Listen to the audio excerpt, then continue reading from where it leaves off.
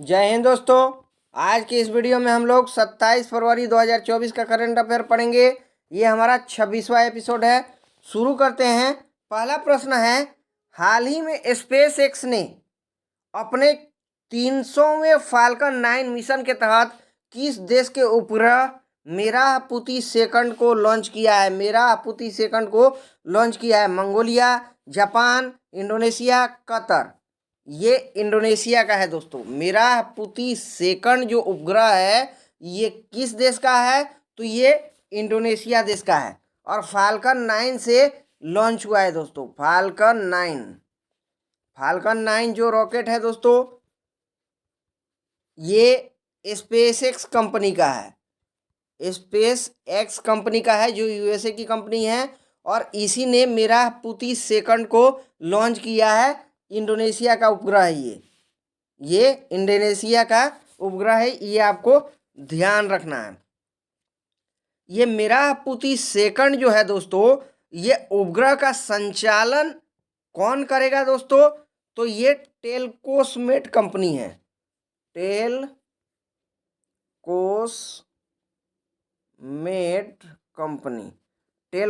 Company कहाँ की है? तो इंडोनेशिया की है। यही इसका संचालन करेंगी। मेरापुती सेकंड उपग्रह का संचालन कौन करेगा? टेलकोसमेट कंपनी करेगा। ये इंडोनेशिया देश की कंपनी है, याद रखना। और ये मंगोलिया का ये मेरापुती सेकंड क्यों किया गया इसको लॉन्च दोस्तों? तो तेज इंटरनेट कनेक्टिविटी के लिए। 15 साल तक 15 वर्ष तक तेज इंटरनेट उपलब्ध करवाने के लिए। तेज इंटरनेट उपलब्ध करवाने के लिए बहुत ज़्यादा इंपॉर्टेंट प्रश्न होगा दोस्तों। सीधे सीधे क्वेश्चन एग्जाम में आएगा। मेरापुती सेकंड जो है किस देश का उपग्रह है? इंडोनेशिया का है। और हमारे प्रश्न का उत्तर भी इंडोनेशिया ही होगा, ये भी ध्यान रखना है। बहुत ज़्यादा इंपॉर्टेंट है। इंडोनेशिया की राजधानी जकार्ता है दोस्तों, जकार्ता है, ये भी ध्यान रखना है। और आसियान का मुख्यालय भी यहीं पर है। Association of south east Asian Nations का हेडक्वार्टर भी यहीं जकार्ता में ही है। चलते हैं प्रश्न दूसरे की ओर। प्रश्न दूसरा है, हाल ही में विश्व बैंक की वैश्विक पर्यावरण सुविधा की निदेशक बनने वाली विकासशील देश की पहली महिला कौन है? विकासशील देश की दोस्तों, रितु बहारी, गीता बत्रा, राधा रतूड़ी, सोनिया गोकाणी। इस प्रश्न का राइट आंसर हो जाएगा दोस्तों, ये गीता बत्रा है, इंडिया की है। इनका जन्म जो है नई दिल्ली में हुआ है। नई दिल्ली में हुआ है, याद रखना। ये भी गीता बत्रा एक अर्थशास्त्री है दोस्तों, अर्थशास्त्री है ये गीता बत्रा। गीता बत्रा अर्थशास्त्री है। और हाल फिलहाल में जो है ये जीईएफ की निदेशक बनी है। जीईएफ का फुल फॉर्म होता है दोस्तों global environment facility. Global environment facility की महिला निदेशक बनने वाली विकासशील देश की ये पहली महिला है। विकासशील देश की ये पहली महिला है दोस्तों। विकासशील देश की पहली महिला है ये गीता बत्रा, अर्थशास्त्री है। विकासशील देश की पहली महिला बनी है जो जीईएफ की निदेशक बनी है, ये भी ध्यान रखना है। जीईएफ विश्व बैंक की पहल है दोस्तों। जीईएफ जो है विश्व बैंक की पहल है। ये भी आपको ध्यान रखना है, विश्व बैंक की पहल है। गीता बत्रा अर्थशास्त्री है, नई दिल्ली में इनका जन्म हुआ है, याद रखना है। भारत विकासशील देश है दोस्तों, इसीलिए ये विकासशील देश की पहली जीईएफ की निदेशक बनी है, इसलिए ज़्यादा इम्पोर्टेंट है। अगर हम विश्व बैंक की बात करेंगे दोस्तों, तो विश्व बैंक के अभी वर्तमान में अध्यक्ष कौन है? तो अजय बंगा है। ये भी भारतीय मूल के हैं, अजय बंगा भी, याद रखना है। और वाशिंगटन डीसी इसका हेडक्वार्टर है। विश्व बैंक का हेडक्वार्टर कहाँ पर है? तो वाशिंगटन डीसी में है। जो पोटोमैक नदी के किनारे है। पोटोमैक मैक नदी के किनारे वाशिंगटन डीसी, याद रखना है, बहुत ज़्यादा इम्पोर्टेंट प्रश्न है। प्रश्न का उत्तर हमारा हो जाएगा दोस्तों गीता बत्रा। चलते हैं अगले प्रश्न की ओर। प्रश्न है, हाल ही में घरेलू मैदान पर टेस्ट में भारत के लिए सबसे ज्यादा विकेट लेने का इतिहास रचने वाले गेंदबाज कौन है? कुलदीप यादव, मोहम्मद शमी, मोहम्मद सिराज, रविचंद्रन अश्विन। ये रविचंद्रन अश्विन बन चुके हैं दोस्तों घरेलू मैदान पर सबसे ज्यादा विकेट लेने वाले। घरेलू मैदान पर सबसे ज्यादा विकेट लेने वाले ये बने हैं। सबसे ज़्यादा विकेट लेने वाले कितना इन्होंने विकेट ले लिया है दोस्तों? 351 विकेट। 351 विकेट ले करके ये नंबर 1 बन चुके हैं विकेट लेने में। इससे पहले ये रिकॉर्ड किसके नाम था? अनिल कुंबले के। अनिल कुंबले के नाम था ये रिकॉर्ड दोस्तों। अभी ये रिकॉर्ड जो है रविचंद्रन अश्विन का बन चुका है। 351 विकेट लिए हैं। याद रखना है दोस्तों, अनिल कुंबले की ऑटोबायोग्राफी है, बहुत ज़्यादा इम्पोर्टेंट है एग्जाम की दृष्टि से। अनिल कुंबले की ऑटोबायोग्राफी का नाम क्या है दोस्तों? Wide angle. वाइड एंगल, ये क्वेश्चन एग्जाम में आ सकता है। ये अनिल कुंबले की ऑटोबायोग्राफी है। मोहम्मद शमी को अभी हाल फिलहाल में जो है दोस्तों, यहाँ पर मोहम्मद शमी है दोस्तों ऑप्शन में। मोहम्मद शमी को हाल फिलहाल में अर्जुन अवार्ड से नवाजा गया है। अर्जुन अवार्ड इनको मिला है, ये भी आपको ध्यान रखना है, बहुत ज़्यादा इम्पोर्टेंट प्रश्न है। चलते हैं प्रश्न नंबर 4 की ओर। प्रश्न 4 है, देश का पहला वर्चुअल एटीएम कौन लॉन्च करेगा? फोन पे, पेटीएम, पेमार्ट, एयरटेल। ये पेमार्ट ने किया है दोस्तों। देश का पहला है ये वर्चुअल एटीएम, इसको वी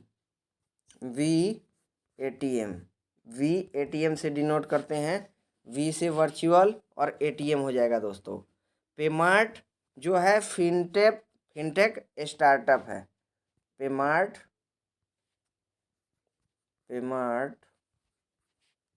फिनटेक स्टार्टअप है। पेमार्ट जो है ये फिनटेक स्टार्टअप है, ये भी आपको ध्यान रखना है। और पेमार्ट ने 5 भारतीय बैंक के साथ एग्रीमेंट किया है। 5 भारतीय बैंक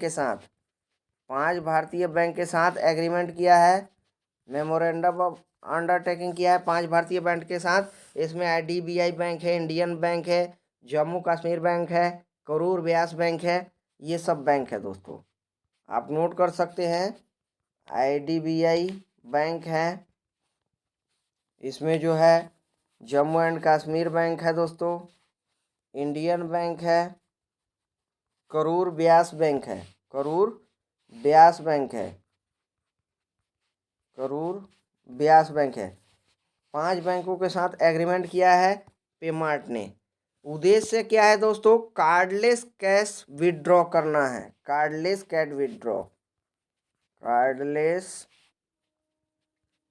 कैश विथड्रॉ करना है इसमें, अर्थात नगद निकासी की सुविधा के लिए दोस्तों। नगद निकासी की सुविधा के लिए, ये भी आपको ध्यान रखना है। तो प्रश्न का उत्तर हमारा सिर्फ प्रश्न इतना था, देश का पहला वर्चुअल एटीएम कौन लॉन्च करेगा? तो ये पेमार्ट करेगा। योनो ऐप एक क्वेश्चन आता है दोस्तों, योनो ऐप एग्जाम में आता है। योनो ऐप ये किस जो है बैंक का ऐप है? तो SBI, state bank of India का ये योनो बैंक है, ये भी आपको ध्यान रखना है। चलते हैं प्रश्न 5 की ओर। प्रश्न 5 है, नीति आयोग के उपभोक्ता व्यय सर्वेक्षण के अनुसार देश में ग्रामीण क्षेत्रों में औसत प्रति व्यक्ति मासिक व्यय कितना है? 3,773 रुपये, 4,773 रुपये, 5,773 रुपये, 6,773 रुपये। इस प्रश्न का राइट आंसर होगा दोस्तों 3,773 रुपये। ये ग्रामीण का है दोस्तों, ग्रामीण का है। याद रखना, ग्रामीण का है। दोस्तों समझते हैं इसको। उपभोक्ता व्यय सर्वेक्षण, यहाँ पर देखिए उपभोक्ता व्यय सर्वेक्षण जो है दोस्तों, ये किसने जारी किया है? तो नीति आयोग ने। नीति आयोग ने, national institution for transforming India, NITI Aayog, जिसके अध्यक्ष कौन होते हैं दोस्तों? तो प्रधानमंत्री जी होते हैं। इसके अध्यक्ष प्रधानमंत्री जी होते हैं। इसी ने ये सर्वेक्षण जारी किया है, उपभोक्ता व्यय सर्वेक्षण। उपभोक्ता व्यय सर्वेक्षण जारी किया है, उपभोक्ता व्यय सर्वेक्षण जारी किया है। इसके अनुसार इन्होंने किस बारे में रिपोर्ट जारी किया है दोस्तों? प्रति व्यक्ति मासिक व्यय के बारे में। प्रति व्यक्ति मासिक व्यय, खर्चा, प्रति व्यक्ति मासिक व्यय के बारे में रिपोर्ट जारी किया है। मतलब कितना आपका महीना खर्चा है, एक आदमी का एक महीने में कितना रुपया खर्चा करता है, इस मैटर में इन्होंने कहा है। तो ग्रामीण के लिए इन्होंने बताया है दोस्तों 3,773 रुपया बताया है। और शहर के बारे में अगर क्वेश्चन आ जाता तो 6,459 रुपया बताया इन्होंने, कि एक आदमी का खर्चा शहर में 6,459 रुपया, कुल मिला करके बहुत ज़्यादा है। यहाँ डबल हम कह सकते हैं शहर का है, और जबकि गांव का खर्चा कम है। याद रखना, गांव का खर्चा कम है। आपको पता है गांव में जो है काफ़ी फैसिलिटीज़ हैं जो बहुत सस्ती हैं, बहुत सस्ती हैं। शहर में हर चीज़ महंगा है दोस्तों। इस रिपोर्ट में एक बात और कहा गया है, इस रिपोर्ट में एक बात और कहा गया है कि गरीबी 5% से कम हो गई है भारत में। 5% से गरीबी कम हो गई है, 5% से कम हो गई है गरीबी। इस रिपोर्ट में ये बात कहा गया है। तो हमारे प्रश्न का उत्तर क्या होगा? ग्रामीण का पूछा था तो 3,773 रुपया खर्चा प्रति व्यक्ति, एक आदमी का एक महीने का खर्चा है। अगर शहर का पूछ लेता दोस्तों तो 6,559 रुपया हो जाता। कुछ हम रैंकिंग पढ़ेंगे दोस्तों। भारत की जो प्रमुख रैंकिंग है, चौथा स्थान भारत का किसमें है दोस्तों? फायर पावर इंडेक्स में। एग्जाम सीधे सीधे यहाँ से आएगा, फायर पावर इंडेक्स में, या फिर शेयर मार्केट में भी भारत का चौथा स्थान है। शेयर मार्केट, इसमें भी विश्व में दोस्तों, ये विश्व की रैंकिंग में बता रहा हूँ, चौथे स्थान पर है भारत। शेयर मार्केट हो या फायर पावर इंडेक्स हो। 7वां रैंक भारत का किसमें है दोस्तों? 7th पोजीशन पर भारत जो है पर्यावरण प्रदर्शन सूचकांक में है। विश्व पर्यावरण प्रदर्शन सूचकांक में भारत 7वें स्थान पर है। ये पर्यावरण प्रदर्शन सूचकांक में दोस्तों फर्स्ट, सेकंड और थर्ड पोजीशन पर कोई नहीं था, खाली था। अगर क्वेश्चन आता है दोस्तों कि 161वां स्थान किस में है भारत का? 161वां स्थान तो प्रेस फ्रीडम इंडेक्स में है। प्रेस फ्रीडम इंडेक्स में भारत का स्थान जो है 161वां है, ये भी आपको ध्यान रखना है। 126 नंबर किस में है दोस्तों? 126 नंबर पर भारत ये पीस और हैप्पीनेस में है। शांति में भी 126 है विश्व में। उसके बाद जो है खुशहाली सूचकांक में भी, खुशहाली सूचकांक में भी भारत का स्थान जो है 126वां है। 127 जो रैंक है भारत का, ये दोस्तों जेंडर गैप इंडेक्स में है। Global gender index, global gender index में भारत का स्थान 127 है। 40वां स्थान ग्लोबल इनोवेशन इंडेक्स में है। 40वां स्थान जो है ग्लोबल इनोवेशन इंडेक्स में है। इंडेक्स में भारत का स्थान याद रखना है। अगर 111 कहेंगे तो भूखमरी सूचकांक में है। 111 नंबर भारत का जो है भूखमरी सूचकांक में है, ये भी ध्यान रखना है। ये 23 का रिपोर्ट है, 2023 के अनुसार है दोस्तों। चलते हैं अगले प्रश्न की ओर। प्रश्न का हमारा उत्तर हो जाएगा दोस्तों 3,773 रुपया। प्रश्न है 6 नंबर, हाल ही में पीएम नरेंद्र मोदी ने दुनिया की सबसे बड़ी अनाज भंडारण योजना के लिए कितना बजट जारी किया है?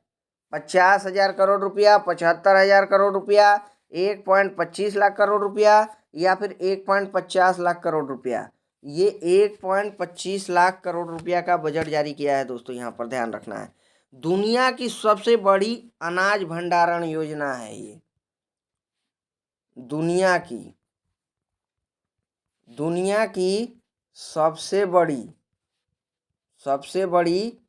अनाज भंडारण योजना है ये भी आपको ध्यान रखना है। और भारत में स्टार्ट हुई है ये, भारत में स्टार्ट हुई है। कौन स्टार्ट किया है दोस्तों? तो हमारे देश के प्रधानमंत्री पीएम साहब नरेंद्र मोदी जी स्टार्टअप किए हैं। अगर क्वेश्चन आता है कहाँ पर किए हैं, तो ये नई दिल्ली में किए हैं। नई दिल्ली में किए हैं, भारत मंडपम स्थान पर। भारत मंडपम, नई दिल्ली में भारत मंडपम स्थान है। यहीं पर G20 की भी बैठक हुई थी और यहीं पर ये दुनिया की सबसे बड़ी अनाज भंडारण योजना की शुरुआत किया है दोस्तों, प्रधानमंत्री नरेंद्र मोदी जी ने। यह योजना जो है दोस्तों, सहकार से समृद्धि कार्यक्रम के तहत शुरू किया गया है। सहकार से समृद्धि कार्यक्रम के तहत इस योजना को शुरू किया गया है। अगर हम इसकी क्षमता की बात करेंगे तो 700 लाख मैट्रिक टन अनाज का भंडारण क्षमता करेगा ये। 700 lakh metric ton, 700 lakh metric ton ये अनाज भंडारण करने की इसकी क्षमता है। इसमें अगले 5 वर्ष के लिए अनाज स्टोर रह पाएगा। 5 वर्ष के लिए अनाज स्टोर रह पाएगा और इसके लिए 1.25 लाख करोड़ रुपए आवंटित किए गए हैं दोस्तों। यही प्रश्न था कि कितने रुपए बजट जारी किया गया है, तो 1.25 लाख करोड़ रुपया। इम्पोर्टेंट प्रश्न है, बहुत ज़्यादा इम्पोर्टेंट प्रश्न है एग्जाम की दृष्टि से। अगला प्रश्न है, हाल ही में भारतीय स्क्वैश खिलाड़ी अभय सिंह ने good fellow classic PSA challenger tour कहाँ जीता है? इटली, कनाडा, ब्राज़ील या फिर फ्रांस? ये कनाडा में जीता है दोस्तों, कनाडा में जीता है। ये अभय सिंह भारतीय प्लेयर हैं और ये जो टूर्नामेंट है दोस्तों, good fellow classic PSA challenger, इसका नाम है good fellow PSA classic challenger. ये भी ध्यान रखना है, कनाडा के टोरंटो शहर में इसका आयोजन होता है। कनाडा के टोरंटो शहर है, यहीं पर आयोजन होता है और अभय सिंह जीत जाते हैं। किसको हराते हैं दोस्तों? तो वेल्स के प्लेयर हैं, एक वेल्स देश के प्लेयर हैं, उनका नाम जो है दोस्तों इलियट मोरिस डेवरेड है। इलियट मोरिस डेवरेड, ये वेल्स के हैं और इनको हरा करके अभय सिंह जीत जाते हैं।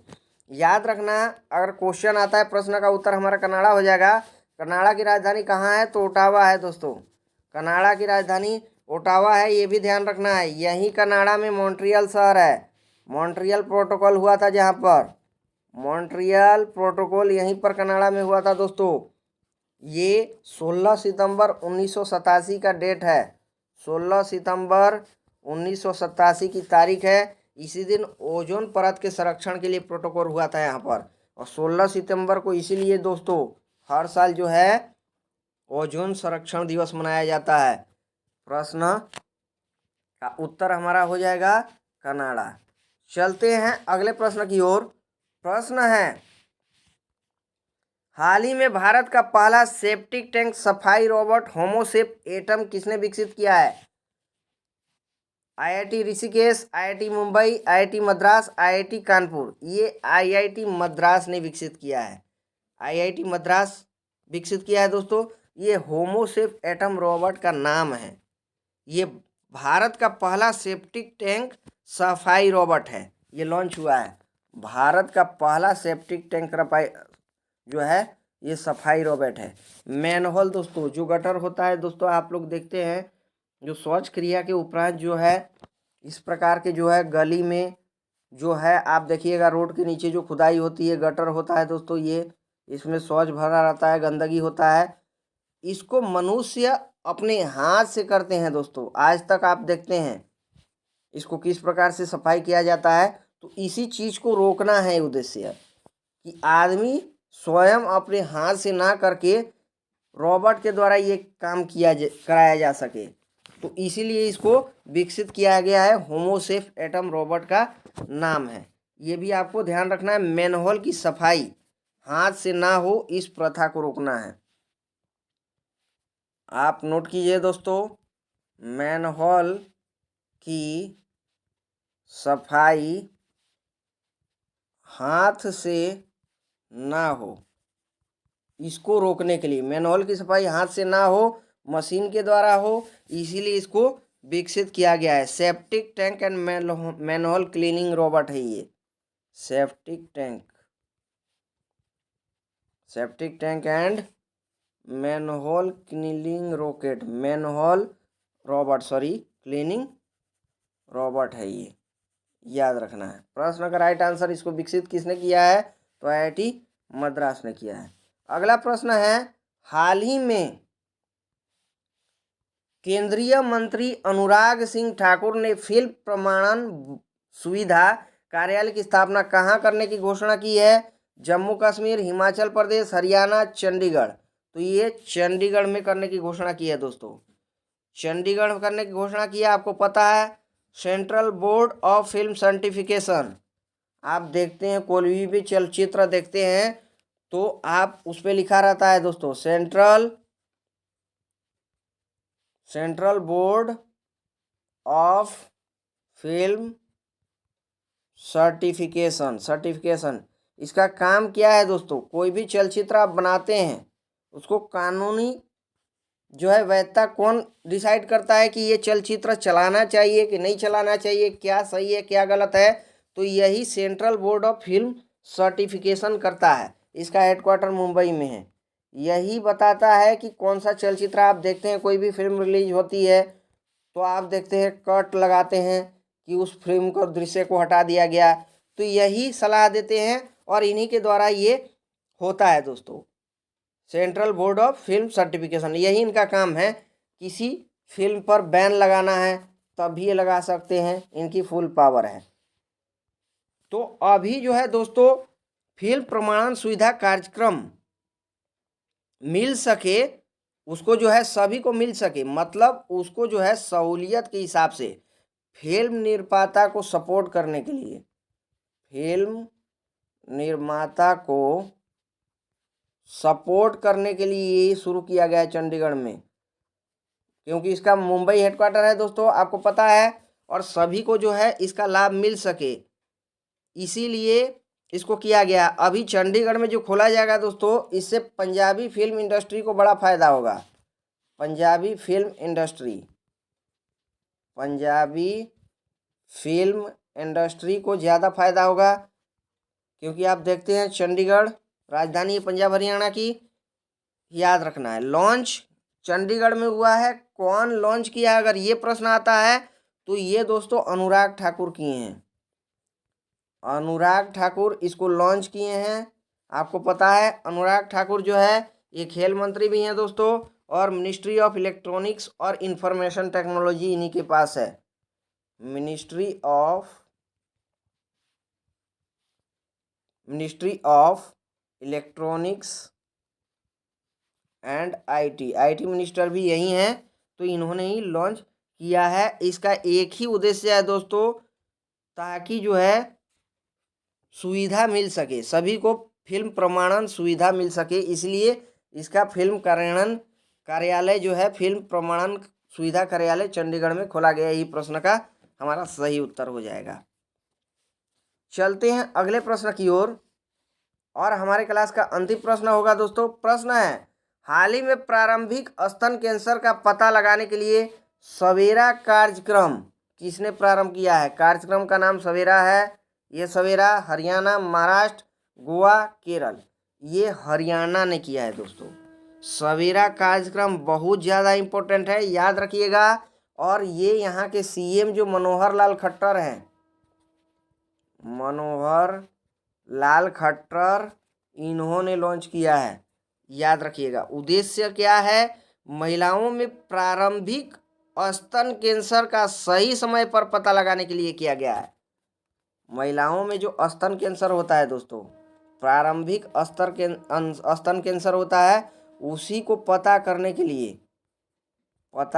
लिए प्रारंभिक स्तन कैंसर का पता करने के लिए प्रारंभिक स्तन कैंसर का पता करने के लिए ध्यान रखना है। ये दोस्तों गुरुग्राम में लॉन्च किया है इन्होंने। गुरुग्राम में मेदांता फाउंडेशन और स्वास्थ्य विभाग के सहयोग से मेदांता फाउंडेशन और स्वास्थ्य विभाग के सहयोग से ये कार्यक्रम हुआ है दोस्तों। सीएम मनोहर लाल खट्टर ने लॉन्च किया है। याद रखना, ये इसका नाम सवेरा कार्यक्रम है, बहुत ज़्यादा इम्पोर्टेंट है। इससे पता चल जाएगा दोस्तों, इससे जो है महिलाओं में प्रारंभिक स्तन कैंसर का सही समय पता चल जाएगा। तो प्रश्न का उत्तर हमारा हो जाएगा दोस्तों हरियाणा। अगर क्वेश्चन आता है दोस्तों कि पूरे विश्व में नंबर वन कैंसर कौन है, तो ये ब्रेस्ट कैंसर है। ब्रेस्ट कैंसर मैंने आपको पढ़ाया था पहले भी। ब्रेस्ट कैंसर जो है दुनिया का नंबर वन कैंसर है, याद रखना है। सर्वाइकल कैंसर जो है, सर्वाइकल कैंसर किससे होता है दोस्तों? गर्भाशय कैंसर इसको कहते हैं। सर्वाइकल कैंसर को गर्भाशय कैंसर कहते हैं। ये किससे होता है? ये तो ह्यूमन पेपिलोमा वायरस से होता है। ये सर्वाइकल कैंसर, ये भी आपको ध्यान रखना है। याद रखना है दोस्तों, जेंथीना